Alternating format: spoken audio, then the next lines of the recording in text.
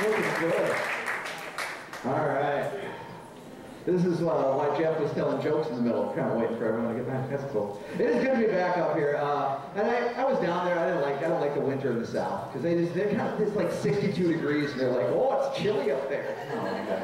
You guys kind of had a pussy winter up here though this year, didn't you? Yeah. I don't like that. Let me ask you this, by round of applause, how many people out there like the weather better when it's warm outside? Where are my warm weather people?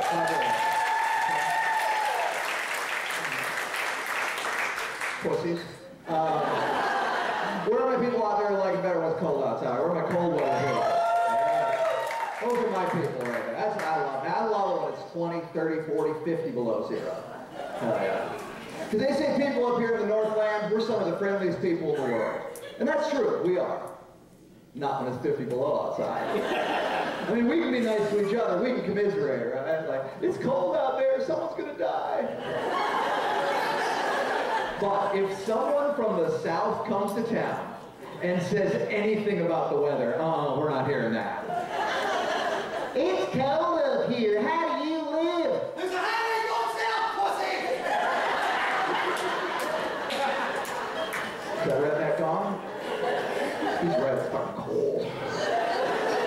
Oh man, I love it. I do. I love traveling. That is the best part of my job. Get to go all over the country. Love to see the monuments they put up in different parts of the country. I love how those monuments reflect the attitudes of the people who live there. If you ever go to New York City, the skyline of New York City, bigger is better. It's a New York attitude. South Dakota, they have Mount Rushmore. Love of nature, respect for leadership. Now, being from North Dakota, we've got some pretty great monuments too.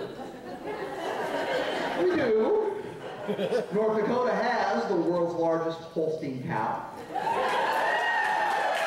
Salem Sioux. World's largest walleye, world's largest buffalo. If you ever get to Botno, North Dakota, there's a big ass turtle sitting on a snowmobile. It says something about our character. When we get drunk, we build shit.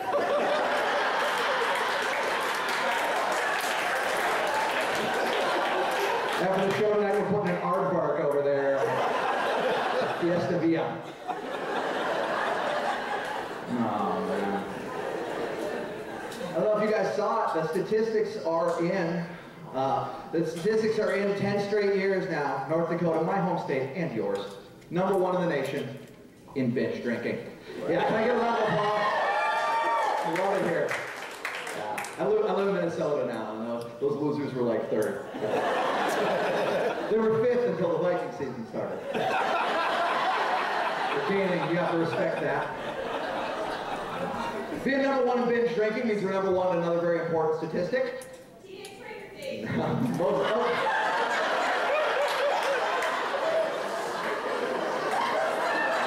Somebody had a fun high school. Oh my God. I was going to say we're #1 most ugly people we've all had sex with. I've been on the good end of that statistic more than once. The girl wakes up in the morning, oh my God, what did I do? And I'm like, me, it is me.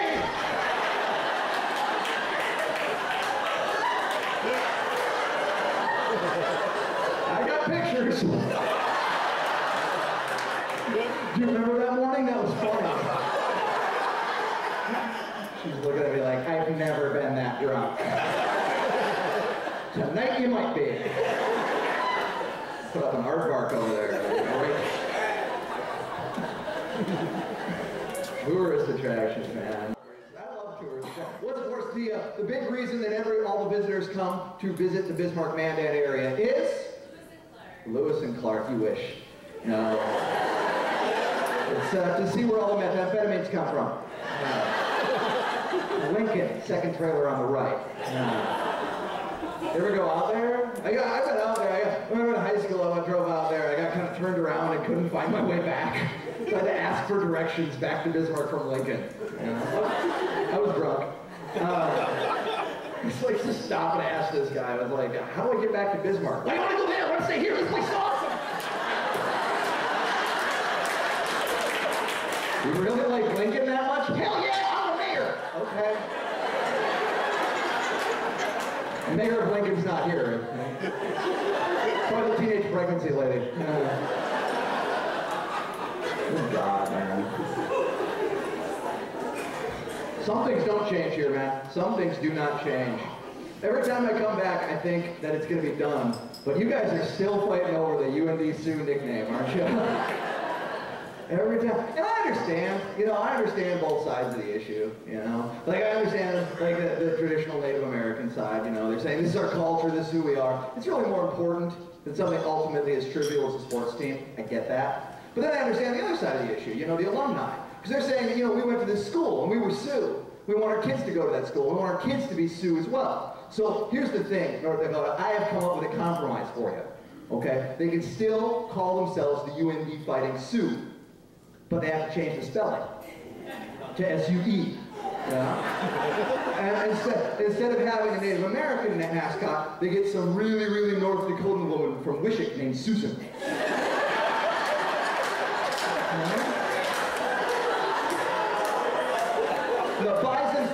The Bison fans could still chant, Sioux suck, Sioux suck, and she'd be like, no,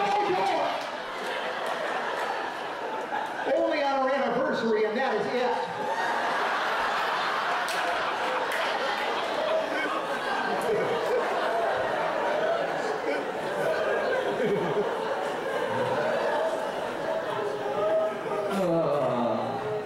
Some of you are laughing.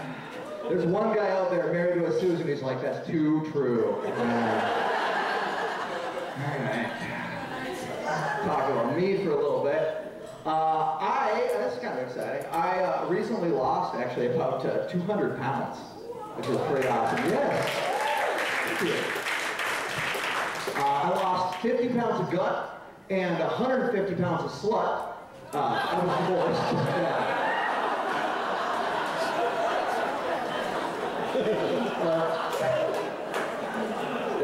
I told that joke a few months ago at Fargo, and I did not know, but my ex-wife was in the back of the crowd. She was pissed. Came up to me after the show, she's like, hey, I do not weigh 150 pounds. We're not debating the slut part? Cool, all right.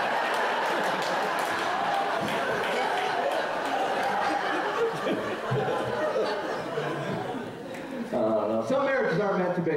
No, they're just not meant to be. I had problems from the very start. She was a great girlfriend, but as soon as we got engaged, she started asking me stupid questions. She asked me this one. What are you going to give me for our wedding? What am I going to get you for the wedding? You give me. Congratulations, it's a balding dork with tits.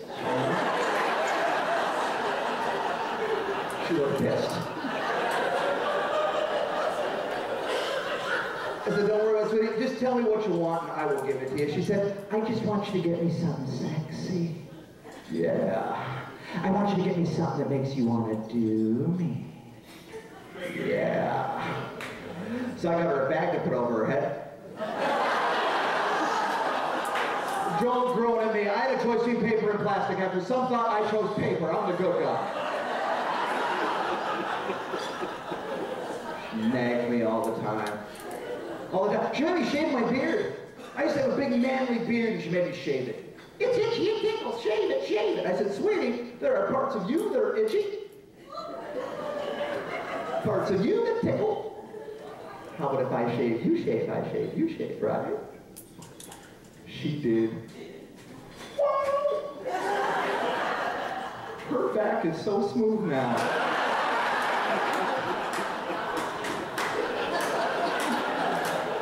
Oh, God, I love that joke. That was worth giving up my TV for right there. I kept that joke. She took the TV. Win-win. I joke about it now. It was painful, of course, at the time. You do a lot of stupid things after a divorce. For me, my big thing, as soon as the divorce was final, I started dating immediately. Started dating a girl. We've been together all of 3 weeks when I asked the new girl to move in with me. Guess how well that worked out. She made it one night. She decided she wanted to go out with her friends that night. That's fine. I decided I wanted to stay in with my friends. And of course, by staying with my friends, I mean get drunk alone and watch Nickelodeon. So I'm sitting at home, drinking, watching some children's television. At 2 in the morning, a commercial comes on Nickelodeon. So I decided to switch it over to Comedy Central. But Comedy Central was done with their regularly scheduled programming. Now, just shout it out. Does anyone here know what infomercial is on first when Comedy Central is done with their regularly scheduled programming? Brazilian butt lift. No? I like where your brain is, sir.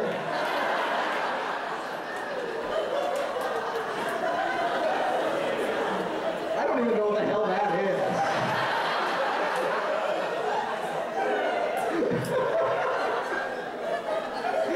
I love the way you said it, too, with such confidence. Brazilian butt lift right there. It's an infomercial for Girls Gone Wild, actually.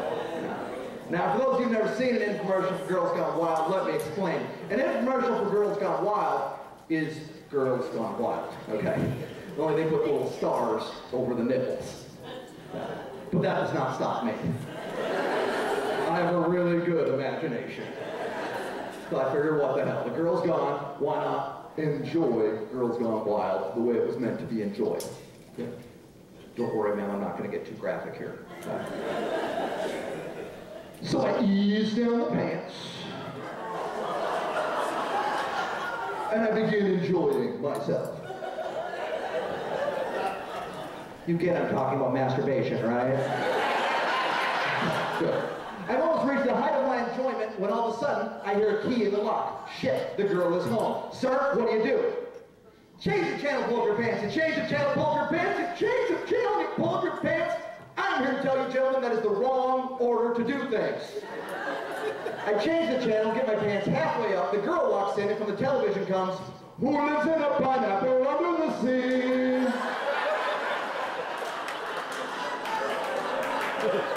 You're doing it to SpongeBob, you're a pervert! That starfish was a whore.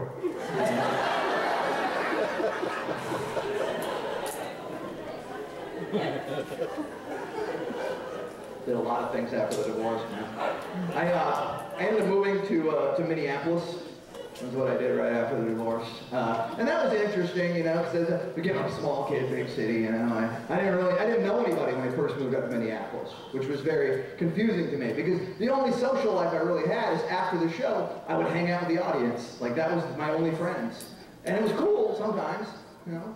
But I did one show, and a whole fraternity was at the show. And after the show, they really liked me. So they were like, "We're going to take you out and get you laid." I was like, "Okay, good luck." I'll try. And they took me to a dance club called Spin. And you ever go to a dance club, sir? You ever been? Okay, you have. Okay, so you know something. I was married, so I didn't go to dance clubs, you know. And I first of all, like, everyone there, like, they must be legal because they're drinking, but they all look like they're 11 years old. Like, I've never felt more like I was on To Catch a Predator than at this dance club. And then I learned things, like I learned the rules of the dance club. Like, when a woman finds you attractive at a club like that, what she'll do is she'll go up and she'll rub her butt on your man parts. I didn't know that. And then the fraternity guys taught me that when a guy finds a girl attractive, what he's supposed to do is go up and put a pill in her drink. Yeah.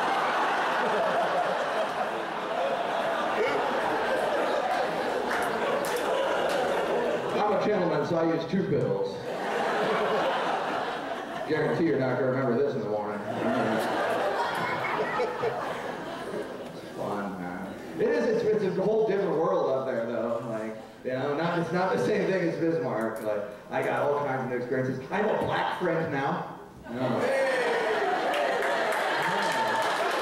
know, right? You guys are like, we're cosmopolitan now. Well, we have black people.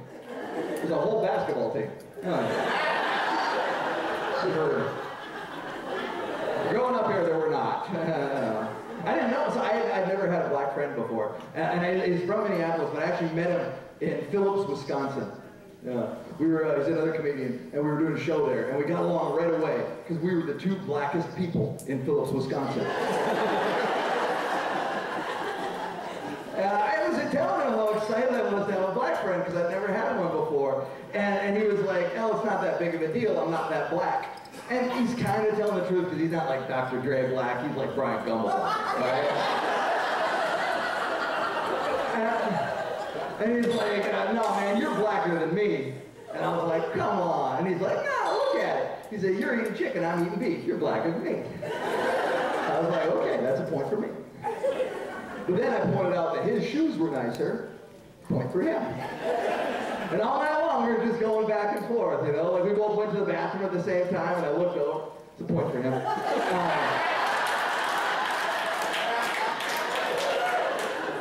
Close. It was close, going back and forth all night long. But it's okay, I won. I went home with a fat white girl.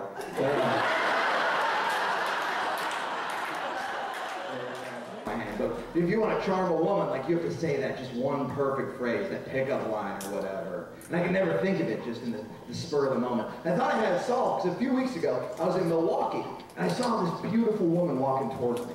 And I got her like 2 blocks away, so I'm like, this is my chance. I can think of something ahead of time and give her a smooth line. I'll say, hey baby, I saw you from across the street, and you were gorgeous. No, that sucks. I'll say, hey, I saw you from 2 blocks away, I want to say, you were beautiful. She gets close to me, all that comes out of my mouth is, you're pretty from a distance. I suck. Oh, man.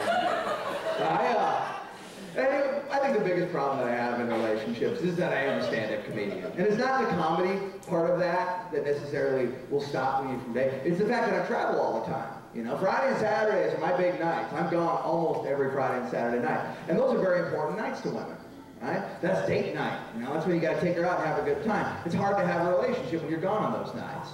Girl I was dating a while back, her big solution was every Monday night would be our date night. Like, she'd get a movie from Netflix, and we'd sit down, we'd watch together as a couple. The problem is she always wanted to order the DVDs, so she had to order them like a few days in advance when I was gone. So she always got to pick the movie. So it was always something she'd like, you know, it was a foreign film or romantic comedy, something awful, right? Hugh Grant's in it, awesome. But to make it up to me, when we watched the movie, she would go down on me. Right? So that was like a win-win, because I enjoyed the opening credits, she'd enjoy the rest of the movie. It was perfect. And it really did work out great, until she rented Brokeback Mountain. Yeah, that was an awkward blowjob. Especially after I made her put on a cowboy hat. I will say this, you know what? That movie was not my cup of tea, but I'm glad that we live in a time and a place here in America where we're tolerant enough as a society to make that movie. Because that script has been around for a long time. That script has been around Hollywood since the 1970s, and no one would make it back then. Everyone was afraid to make a gay cowboy movie. But I think they should have made it back in the 1970s. Because who were the big cowboy actors in the 1970s? Anyone? Shut up. Clint Eastwood? Yeah. And John Wayne. That'd have been a hell of a movie right there. Well there, Pilgrim. I got this here 6-shooter and I need somewhere to holster it. Go ahead, John. Make me gay.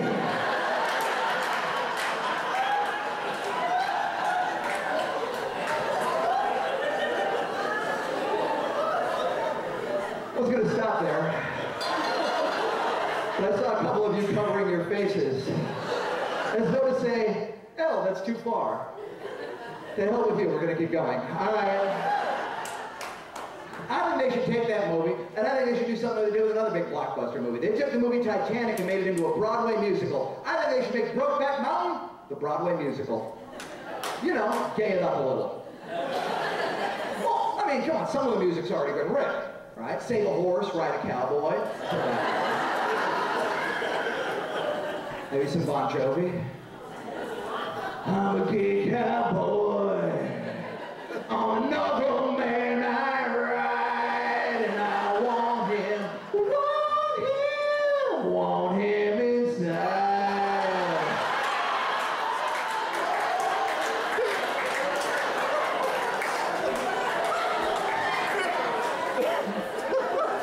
And stop or keep going. John Denver. Now life on a gay farmer's cattle. Back there's another gay cowboy riding on the back. He's either kissing me or he's licking my sack.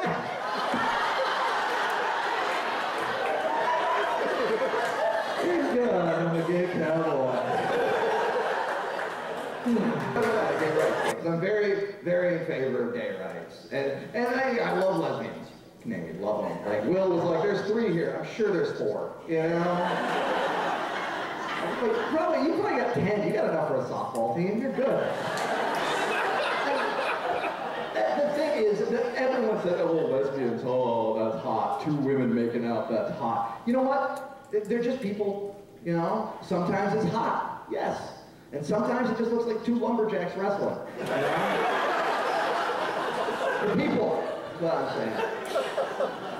But I don't understand, the thing is I don't understand the other side of the argument. Like, my cousin is a really religious right guy, and like his big thing, and I was like, dude, you're being a bigot. He's like, no, I'm not bigoted. Like, I would never say that about black people. And I'm like, why? He said, because being gay is a choice. And that's weird to me. I don't get that, because if being gay was a choice, that is a choice I would have made long ago. All right, well, let me point this out. Now, ma'am, you and I obviously have a sexual tension. Like, since I first walked in here, your eyes have been on me. Let's be honest. By the way, my eyes are up here, okay?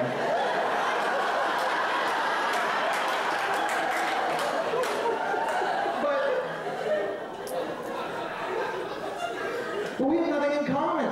Like, we could have a night of really good sex, but we would have nothing to talk about the next day because you like, I don't know, like Lifetime movies and talking about your feelings. And I like things that are awesome. Well, sir, you and I have the kind of things in common that we could build a life together with.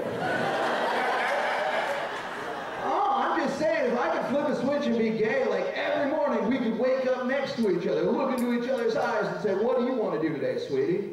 You'd look over at me and be like, I was thinking blowjobs and Sports Center. Me too!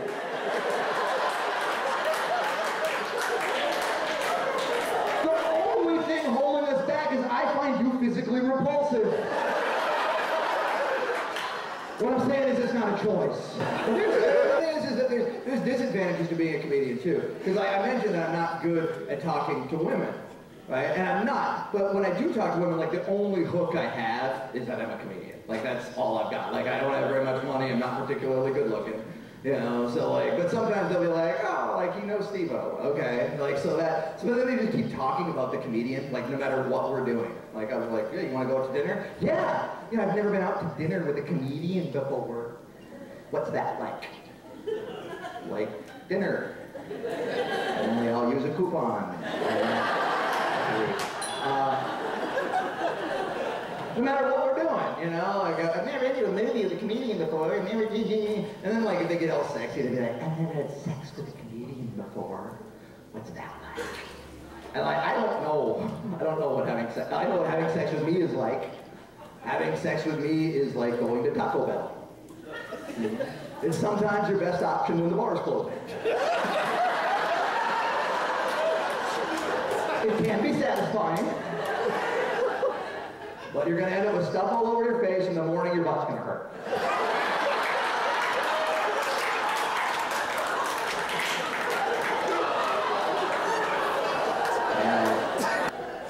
Having tits, I got picked on a lot in high school. You guys are looking at me like, really? Yeah, I did. I used to get picked on all the time. Be walking down the hallway, minding my own business, all of a sudden I'd hear, hey, sugar tits! They'd throw me in the girls' bathroom. Yeah. I went home. I told my mom about it. I said, Mom, I'm getting my ass kicked every day. What am I supposed to do? She said, shut up, sugar tits, and she threw me in the bathroom. That's not what she did. She gave me terrible advice, is what she did. She gave me mom advice. She said, if those boys pick on you, you just act like you're deaf and you walk away. Really? You look like you were a tough guy and you're deaf. Do you think that would ever work, sir? Hell no. It doesn't work. But I didn't know any better. So I took her advice. Next day I'm walking down the hall, I hear, hey, sugar tits, and I just go, I do not understand. and just walk away. All the people who married their high school sweethearts, they're at home tonight, having what they think is good sex. They don't know any better.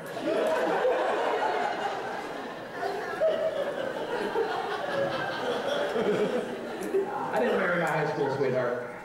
I did get her pregnant, though. That's true. That's true. I have a kid. I have a kid. My son was born when I was 18 years old. Now, a lot of people say that's too young to have a kid. My theory is when you look like this, it's a good idea to prove you've had sex at least once. I have several times since, mostly with just myself.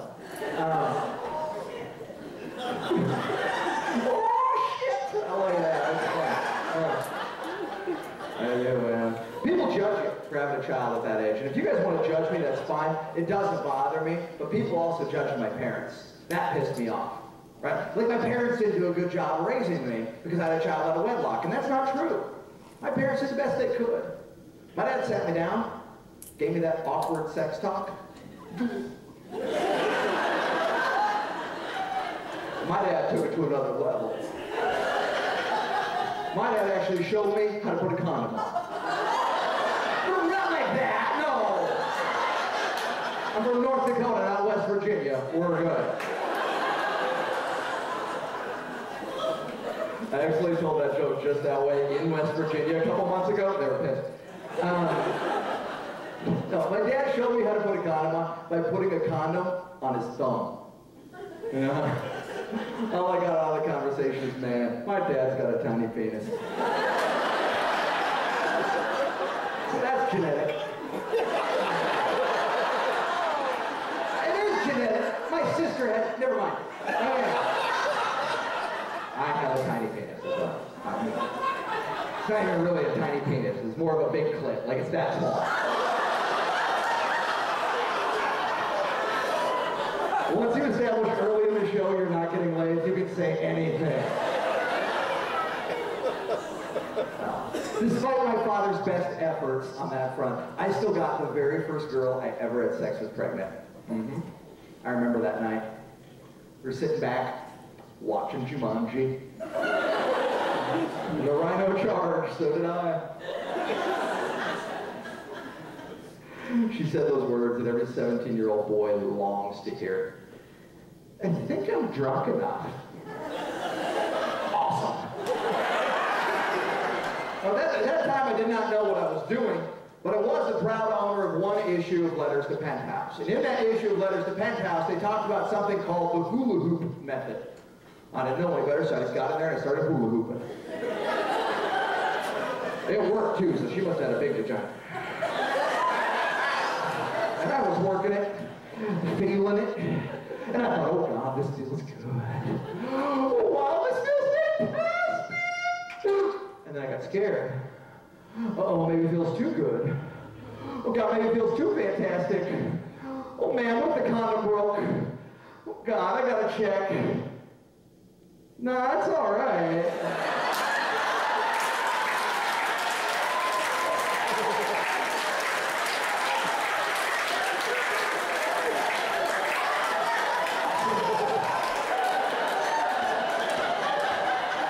Doesn't work when you put it on there.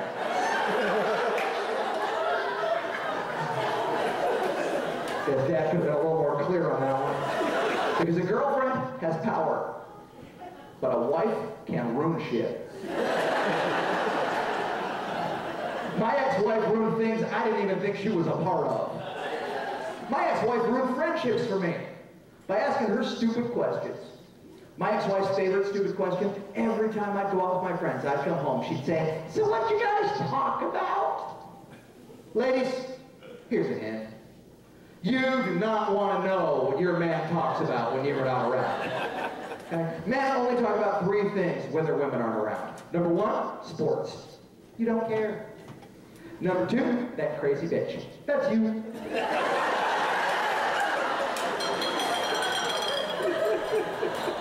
Number 3, weird theoretical sex stuff. I am not talking about about sex stuff we want to do. I'm not talking about sex stuff we can do. I'm talking about theoretical sex stuff. I went on a car ride with my best friend Pete. 6 hours, 3 hours there, 3 hours back. I get home, the ex-wife asked the question. So what'd you guys talk about? Well, I was newly married, so I made a rookie mistake, and I decided to be honest with her. I said, sweetie, first we talked about sports. Oh. Then we talked about what a crazy bitch you are. Oh. And then we spent the last 5.5 hours ranking all the Disney characters in the order in which we'd like to have sex with them.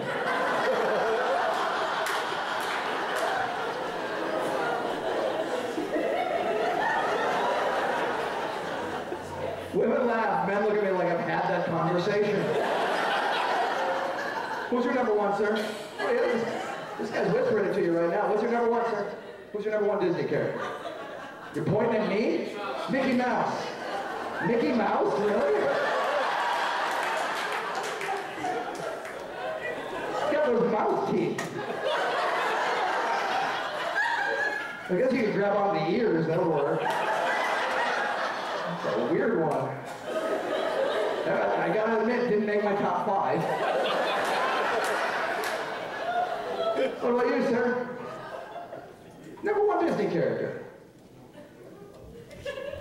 I got all night. Snow White, yeah, there you go. She had the dwarves, so she likes little things. That's good for you. Nice.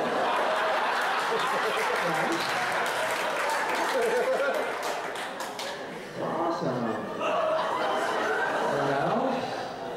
Any rapists out there want Sleeping Beauty? All right. All good. No, there's really no wrong answer. But the number one, the right answer, the one that I came up with, Ariel from The Little Mermaid. Yeah. Think about it, guys. That is nature's perfect woman. First of all, for half the movie, she's mute. Plus, only woman ever has got a really good excuse if she happens to have kind of a fishy smell going on.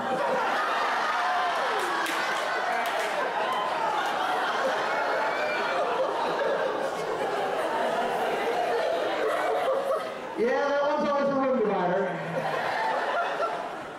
Single guys like that joke. Guys who are here with women are like, that shit ain't funny at all today. Man's an asshole. Well, he's divorced. Women don't tend to like that joke. It does not. It does not smell like that. It does not smell like tuna.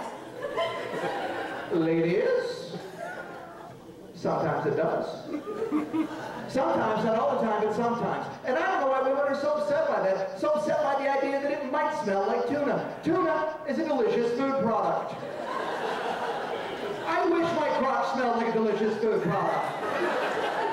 I'm a stand-up comedian. I drive 8, 9, 10 hours in a single day. I get out of the car, my crotch pretty much smells like crotch. I would love it if just one day I could get out of the car and be like, spaghetti. Thanks a lot for listening, everybody. I'll be on soon. You guys are awesome. The odds were 100-1 against me. The world thought the heights were too high to climb. But people from Missouri never incensed me. Oh, I wasn't a bit concerned.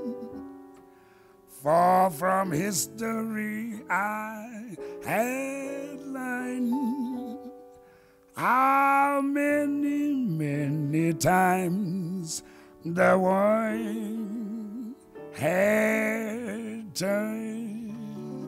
Baba Dose. They all laughed at Christopher Columbus when he said the world was round. They all laughed when Edison recorded sound. They all laughed when Wilbur and his brother when they said that man could fly. They told Marconi Wireless was a phony. It's the same old cry. They laughed at me, warning you. Said I was reaching for the moon. But oh, you came through. Now they'll have to change the tune, yes. They all said we never could be happy. They laughed at us in how. But oh, oh, oh, who's got the last laugh now? Take it. They all laughed at Rockefeller Center. Now they're fighting to get in. They all laughed at Whitney and his cotton gin. They all laughed at Fulton and his steamboat, Hershey and his chocolate bar. Ford and his Lizzie kept the laughers busy. That's how people are. They laughed at me, wanting you. Said it would be hello, goodbye. But oh, you came through. Now they're eating humble pie. They all said we'd never get together. Darling, let's take a bow. For ha, ha, ha, who's got the last laugh now? They laughed at me, warning you. Said it would be hello, goodbye. But oh, you came through. Now they're eating humble pie. They all said we'd never get together. Darling, let's take a bow. Oh, yes. Oh, ho, ho, ho, who's got the last laugh? Let's pass laugh. Ha, ha, ha, Who's got the last laugh?